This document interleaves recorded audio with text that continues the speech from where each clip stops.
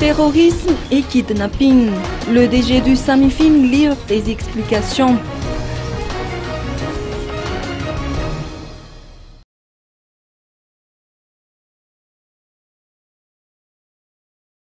Si dans une affaire de kidnapping, des rançons ont été payées, la somme ainsi perçue est de l'argent sale et donc il y a un blanchiment d'argent, lequel est répressible par la loi, a fait savoir le professeur Jean-Claude Razaranen, DG du SAMIFIN. Le kidnapping doit toutefois être différencié du terrorisme. En fait, le terrorisme est une notion innovée.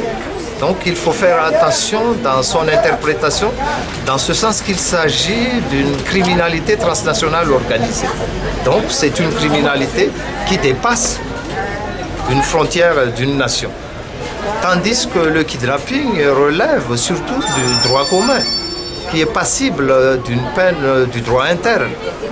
Et pour pouvoir déceler le crime de terrorisme, il faut essayer de trouver d'abord la motivation politique des faits et surtout l'implication de certains ressortissants étrangers dans le fait de terrorisme. Donc, ce n'est pas tellement semblable sur le plan pénal, mais étant donné que nous avons déjà mis en vigueur la loi sur le terrorisme, le droit malgache peut toujours poursuivre quelqu'un devant la justice pour crime de terroriste, dans ce sens que le fait a été donc défini par le texte.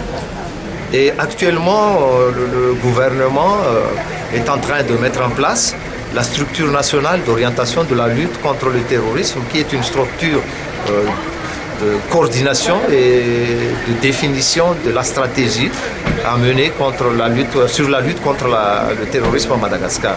Et d'ici peu, je pense que Madagascar va recevoir une délégation des Nations Unies qui va venir à Madagascar pour voir comment coopérer avec Madagascar dans le cadre de la lutte contre le terrorisme. En parlant justement de gouvernement, le Premier ministre a prôné la tolérance zéro en ce qui concerne les trafiquants de genre. Qu'en pensez-vous? Les trafiquants de quoi? Les trafics de bois de rose, les trafiquants de tout genre, toutes les sortes de trafics. Moi, je trouve que c'est une bonne chose, dans ce sens que M. le Premier ministre a marqué sa volonté d'aller combattre donc, ce fléau, et un fléau qui ruine vraiment l'économie malgache. Et ce n'est pas aujourd'hui qu'on en parle, et donc avec cette prise de décision de M. le Premier ministre, j'espère qu'il y aura des bons résultats. Et nous-mêmes, dans mon service, on a beaucoup de dossiers en la matière et j'espère donc que s'il y aura des rigueurs dans ce cas-là, on est optimiste. Depuis sa création, le SAMIFIN n'a cessé de tirer la sonnette d'alarme sur la nécessité de suivre de près le commerce international, tant à l'import qu'à l'export. Des failles sont observées au niveau de la douane. Les trafics de l'or, les trafics de devises ou encore le non-rapatriement des devises sont des faits courants. Les sommes d'argent perçues du trafic du bois de rose, par exemple, ne sont pas rapatriées. Elles sont utilisées pour des achats à l'étranger.